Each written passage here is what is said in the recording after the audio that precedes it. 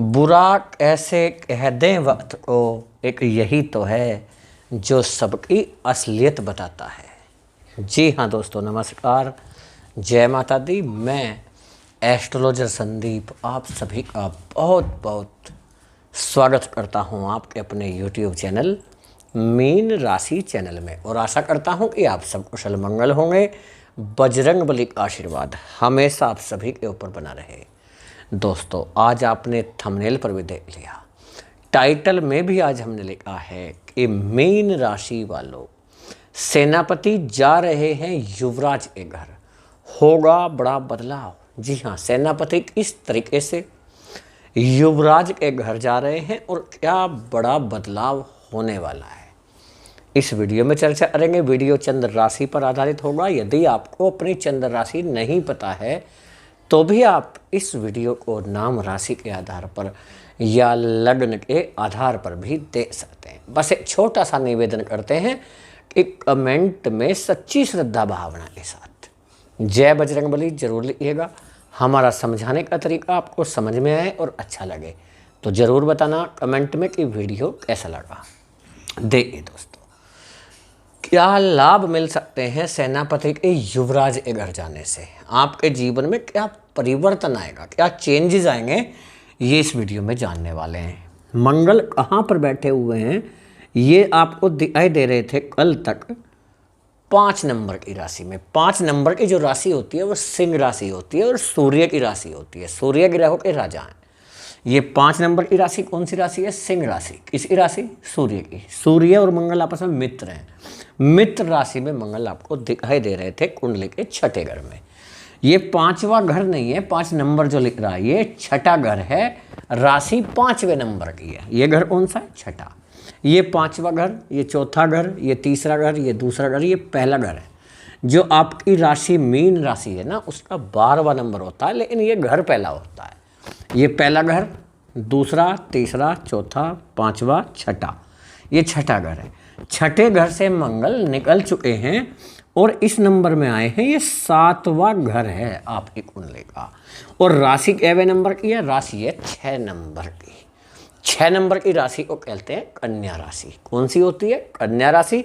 यानी मंगल यहाँ से निकल चुके हैं, ये 5 नंबर की राशि से निकल चुके हैं और 6 नंबर की राशि में गोचर कर लिए हैं। जैसे 5 नंबर की राशि के स्वामी कौन होते हैं? सिंह राशि के स्वामी सूर्य। ऐसे ही 6 नंबर की राशि यानी कि कन्या राशि के स्वामी बुध होते हैं। यानी बुध की राशि में यहाँ पर आ चुके हैं मंगल। इसकी राशि में, बुध की राशि में। ज्योतिषी शास्त्र में मंगल को ग्रहों का सेनापति कहा जाता है। यानी सेनापति जिस राशि में आए हैं वो कन्या राशि है। कन्या राशि बुध की राशि है और बुध देव को ग्रहों का युवराज कहा जाता है, ग्रहों का राजकुमार कहा जाता है। सेनापति किसके घर आ गए? युवराज के घर। बहुत अच्छी बात है, इस सेनापति युवराज के घर आए हैं। लेकिन ये थोड़ा सा समझने का प्रयास करिएगा कि मंगल और बुध आपस में शत्रुवत संबंध रखते हैं, एक दूसरे के विपरीत। ऐसा नहीं है कि शत्रुवत संबंध रखते हैं तो चीज़ें खराब ही होंगी। यानी कुछ चीज़ों में आपको सकारात्मक यानी कि पॉजिटिव रिजल्ट मिलेंगे और कुछ चीज़ों में चुनौती का सामना करना पड़ सकता है। कुछ बाधाएं उत्पन्न हो सकती हैं। वो बाधाएं कौन कौन सी हैं, क्या क्या सावधानी आपको ध्यान में रखना चाहिए, ये भी बता देंगे आपको। तो मंगल कहाँ पर आ गए? कन्या राशि में, शत्रु की राशि में। ठीक। दूसरी बात यह है कि इस घर में आए हैं 7वें घर में। 7वें घर में आकर के मंगल क्या प्रभाव डालने वाले हैं, ये हमारा विषय रहेगा। नौकरी, व्यापार, बिजनेस, आपका रुपया, पैसा, धन का लेन देन के लिए समय, साथ साथ आपका विवाह के लिए समय कैसा है, वैवाहिक जीवन कैसा रहेगा, विदेश का मामला कैसा रहेगा, ये सारी चर्चाएं आज इस वीडियो में करने वाले हैं। देखिए, सबसे पहले मंगल कहाँ पर आए हैं? 7वें घर में। 7वां घर जीवन साथी का या जीवन संगनी का होता है, पति और पत्नी का होता है। समझ रहे हैं? और तो सबसे बड़ा प्रभाव तो यहीं पर हो जाएगा आपके विवाह के मामले में। और इसी पर चर्चा करते हैं, विवाह के मामले में आपके लिए समय कैसा है। देखिए, आपके विवाह के लिए रिश्ता तो बहुत गजब का आएगा, बहुत बढ़िया रिश्ता आएगा और ऐसे परिवार से होगा। बड़े ही नेक दिल अच्छे इंसानों से आपका रास्ता जो रिश्ता है वो बनने वाला है। आपकी लाइफ में जो आपका लाइफ पार्टनर बन आएगा वो काफ़ी कॉन्फिडेंट होगा, मेहनती होगा, ईमानदार होगा और सत्य बोलने वाला होगा।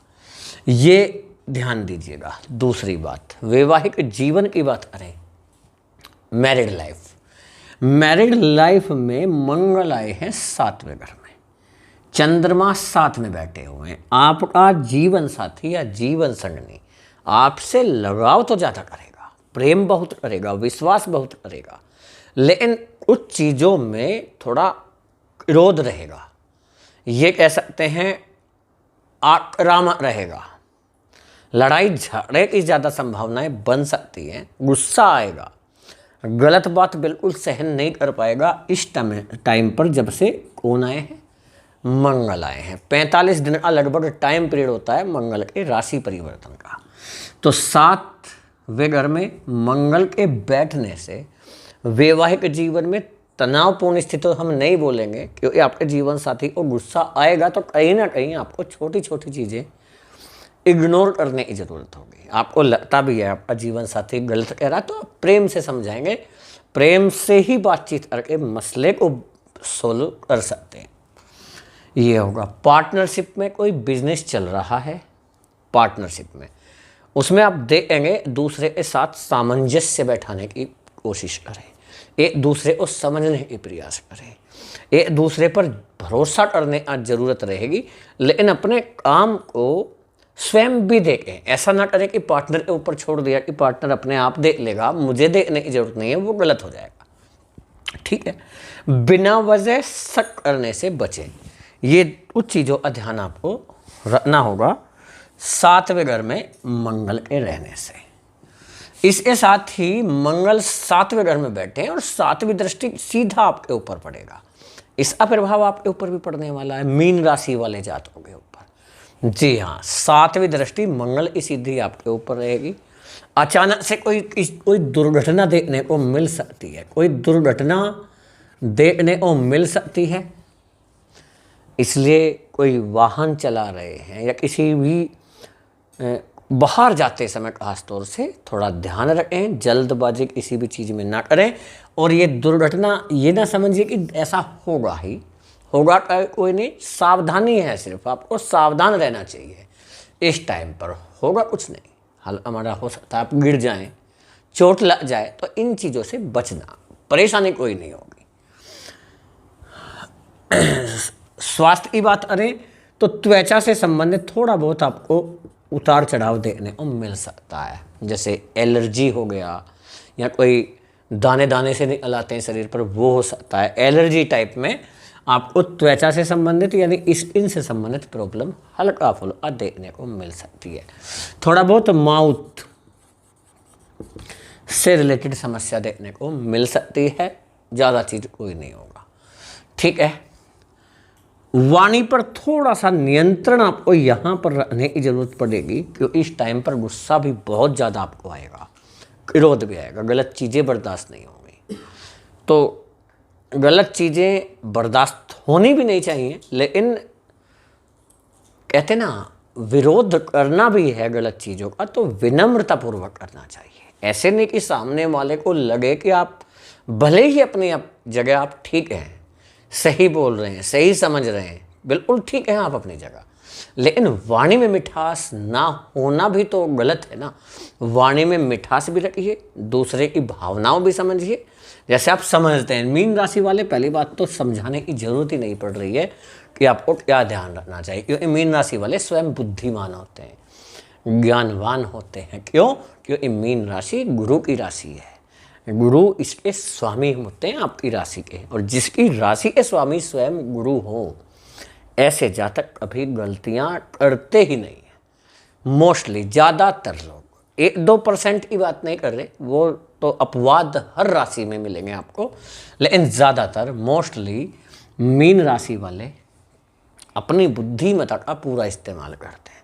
लेकिन आप जनरली तो इस्तेमाल करते हैं, लेकिन ग्रह गोचर का जब फर्क पड़ता है तब चीज़ें बदल जाती हैं, तब चीज़ें बदल जाती हैं और बदलने के बाद दिखाई देता है मामला खराब होता हुआ, परेशानी आती है। और इस परेशानी के मामले में आपको देखना चाहिए, समझना चाहिए, क्योंकि इस टाइम पर समस्या आ जाएगी जब बुध की राशि में आपको मंगल दिखाई देंगे। परेशानी क्यों आएगी बताएं? परेशानी इसलिए आएगी कि बुध को बुद्धिमत्ता का कारक माना जाता है, जबकि मंगल को आक्रामक ग्रह माना जाता है। तो यहाँ पर आपको नुकसान कोई नहीं होगा, लाभ ही लाभ होगा। लेकिन कहीं ना कहीं आपके लिए जो चुनौती है वो निर्णय लेने की है। आपके निर्णय लेने की चुनौती रहेगी, यानी सही समय पर सही निर्णय यदि आपने ले लिया तो चीज़ें बहुत बढ़िया रहेंगी आपके लिए।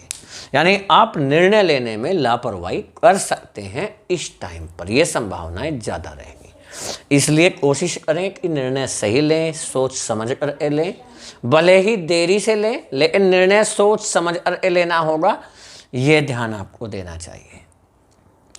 धन सेविंग करने में, रुपया पैसा धन इकट्ठा करने में, बैंक बैलेंस बनाने में आपको थोड़ा टाइम लग सकता है। यानी पैसा आएगा भी लेकिन रुक नहीं पाएगा, पैसा टिकेगा नहीं। लेकिन आपको कोशिश करना है कि व्यर्थ के खर्चों से बचें। खर्चा तो आप अब बढ़ेगा, आमदनी भी बढ़ेगी, पैसा भी बढ़ेगा, लेकिन खर्चा भी बढ़ेगा। खर्चा बढ़ना गलत नहीं है, लेकिन जहाँ पर आपको खर्च करना चाहिए ये ध्यान रख लेना कि कुछ चीज़ें ऐसी होती है जहाँ पर खर्च करना ही जरूरी है, लेकिन कुछ चीज़ें ऐसी हैं जहाँ पर खर्च ना किए तो कोई परेशानी नहीं है, उस चीज़ से आपको बचना चाहिए। 1 2 3 4 कर्म स्थान पर मंगल की दृष्टि होगी। कर्म स्थान पर मंगल की दृष्टि का मतलब होगा कि आपके ऑफिस में, कार्यालय में हो सकता है आपको बॉस, आपको सीनियर, आपके जूनियर आपको परेशान करें, यानी मेहनत आप करें, श्रेय वो ले जाएं, लेकिन ऐसा ज़्यादा दिनों तक नहीं होगा। चीज़ें सही रहेंगी, घबराने वाली बात नहीं है, मेहनत तो यहाँ पर आप करेंगे ही, ठीक है, लेकिन घबराना नहीं है। क्योंकि कहते हैं ना, पहले मंगल देव का आशीर्वाद नहीं था, अब आपके ऊपर मंगल आशीर्वाद होगा, चीज़ें सही हो जाएंगी। बजरंग बली की कृपा से ये समझिएगा कि धन स्थान के स्वामी 7वें घर में है। जीवन साथी या जीवन संगनी से भी आपको लाभ मिल सकता है, ये चीज़ें बहुत अच्छी हैं। साथ ही साथ भाग्य के कारक 7वें घर में है। भाग्य के स्वामी कौन होंगे? मंगल होंगे, और भाग्य के स्वामी 7वें घर में, यानी आपके जीवन साथी और जीवन संगनी का भाग्य भी आपका साथ देगा, ये भी ध्यान से समझें। साथ ही साथ वीज़ा, पासपोर्ट या परमानेंट रेजिडेंस का समस्या चल रहा है, आप प्रयास पर प्रयास चल रहा है, काम नहीं बन पा रहा, काम आपका बन जाएगा। और मीन राशि वालों को संतान की तरफ से 2 बड़ी गुड न्यूज़ मिलेंगी आपकी संतान की तरफ से। आपकी संतान के विवाह के लिए अच्छा रिश्ता आएगा। दूसरा गुड न्यूज़ मिलेगी आपकी संतान के कैरियर से रिलेटेड। साथ ही साथ जो जातक जॉब करते हैं, कोई इंटरव्यू में प्रॉब्लम आ रहा है, इंटरव्यू क्लियर नहीं कर पा रहे, या परीक्षा में क्लियर करते करते रह रहे हैं, 1 या 2 नंबर से चूक रहे हैं, ऐसे में आपका कॉन्फिडेंस बढ़ेगा, साहस बढ़ेगा, हिम्मत बढ़ेगा, और विश्वास मानिएगा आपका मन जो पढ़ने में नहीं लग रहा था, पहले से ज़्यादा पढ़ने में मन भी लगेगा। अपने कर्तव्य पालन आप भली भांति करने वाले हैं। मीन राशि वाले, आपके लव रिलेशन की बात करें, जो लव रिलेशन है वो पहले की अपेक्षा काफ़ी मजबूत होगा। आपका लव पार्टनर आपकी फीलिंग को समझेगा, आपकी भावनाओं को समझेगा, पहले से कहीं ज़्यादा आपसे प्रेम करेगा। ऐसे लोग, ऐसे जातक जिनका बिजनेस में कोई पार्टनर नहीं मिल रहा या इन्वेस्टर की तलाश कर रहे हैं, इन्वेस्टर आपको बड़ी आसानी से मिलेगा, और अच्छा इन्वेस्टर आपको मिल जाएगा, अच्छा निवेशक आपको मिल जाएगा। आपके पैसे फंसे हुए जो हैं, किसी को उधार दे दिए वो फंस गया, या कोई सामान आपने उधार दिया उसका पैसा अटका हुआ है, आपका अटका हुआ पैसा यहाँ पर निकलने का पूरा योग बना हुआ है। जल्दी बाजी मत कीजिए, यानी जितना भी मिलता है, थोड़ा मिलता है थोड़ा ले लीजिए, थोड़ा मिलता है थोड़ा ही ले लीजिए, लेकिन आपका अपना पैसा निकालने का समय चल रहा है, निकालिए आप अपना पैसा, ठीक है। और हाँ, जो महत्वपूर्ण बात है वो ये है कि ये जो आप वीडियो देख रहे हैं ना, ये ग्रह गोचर के आधार पर है, और गोचर का प्रभाव हमारे जीवन पर ज़्यादा तो नहीं पड़ता, मात्र 10% प्रभाव देखने को मिलता है, लेकिन हमारी जन्म कुंडली का जो प्रभाव पड़ता है वो 90% लगभग हमारे ऊपर पड़ता है। 90% हमारी जन्म कुंडली का। यदि आपको लगता है कि आपके जीवन में समस्याएं थोड़ा ज़्यादा चल रही हैं, ज़्यादा ही प्रॉब्लम है, तो आपको अपनी जन्म कुंडली किसी अच्छे एस्ट्रोलॉजर को जरूर दिखानी चाहिए। जी हाँ, और यदि हमसे कराना चाहते हैं अपनी जन्म कुंडली का फुल एनालिसिस, तो आप हमारे व्हाट्सएप नंबर पर मैसेज करके अपॉइंटमेंट ले सकते हैं। उसके लिए पहले आपको व्हाट्सएप पर जाकर फीस जमा करना होगा, पेमेंट करना होगा, उसके बाद ही आपको अपॉइंटमेंट मिलेगा। फीस की बात करें, यदि आप फुल एनालिसिस कराना चाहते हैं तो उसके लिए आपको 2100 रुपये का पेमेंट करना होगा, और इसमें आपको 60 मिनट का टाइम मिलेगा, यानी 1 घंटे का कंसल्टेशन होगा। और यदि आप 1 या 2 क्वेश्चन जानना चाहते हैं, 1 या 2 क्वेश्चन हैं आपके, तो उसके लिए आपको 1100 रुपये पे करना होगा, और 30 मिनट का कंसल्टेशन आपको मिल जाएगा। व्हाट्सएप नंबर डिस्क्रिप्शन बॉक्स में मिल जाएगा, लेकिन हाथ जोड़ कर विनती करते हैं कि अपॉइंटमेंट लेने के लिए कॉल ना करें, व्हाट्सएप पर मैसेज करके ही आपको अपॉइंटमेंट लेना पड़ेगा। कॉल करने से दिक्कत आती है, प्रॉब्लम आती है, हमें भी होती है और आपको भी होती होगी, आप समझ सकते हैं। जैसे अभी एक कॉल आया था, प्रॉब्लम हुआ ना, हम शूटिंग कर रहे हैं, सामने से कॉल आ गया तो कॉल अटेंड भी नहीं कर पाते हैं, समझ रहे हैं आप। तो व्हाट्सएप पर मैसेज करके ही आप अपॉइंटमेंट लीजिएगा। वीडियो कैसा लगा कमेंट बॉक्स में बताइएगा। यदि हमारा समझाने का तरीका आपको समझ में आया हो और अच्छा लगा हो, कमेंट में ज़रूर बताएं वीडियो कैसा लगा। फैमिली दोस्तों को शेयर करना बिल्कुल भी ना भूलिएगा। बजरंग बली की कृपा हमेशा आप सभी के ऊपर बनी रहे। जय हिंद, जय भारत, वंदे मातरम, जय बजरंग बली।